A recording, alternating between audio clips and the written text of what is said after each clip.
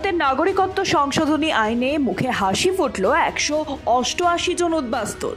আহমেদাবাদের 188 জনের হাতে ভারতের নাগরিকত্বের শংসাপত্র তুলে দেন কেন্দ্রীয় স্বরাষ্ট্রমন্ত্রী অমিত শাহ।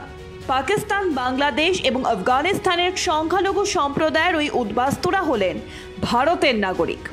তাদের হাতে শংসাপত্র তুলে দিয়ে ইন্ডিয়া জোটকে আক্রমণ করেন কেন্দ্রীয় স্বরাষ্ট্রমন্ত্রী। देश में बस रहे लाखों शरणार्थियों को न्याय देने का और अधिकार देने का कार्य, और पास्ट में भारत सरकार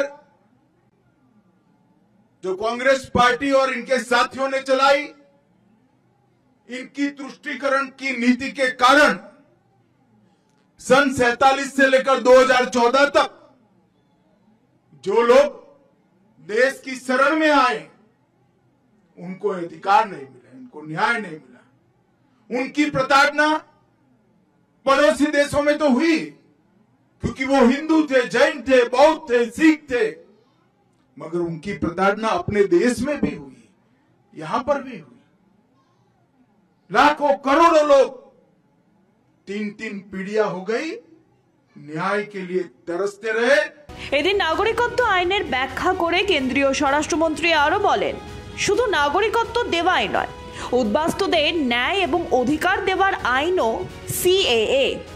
যাদের একসময় লোকে উদ্বাস্তু বলতো, আজ থেকে তারা ভারত মায়ের সন্তান।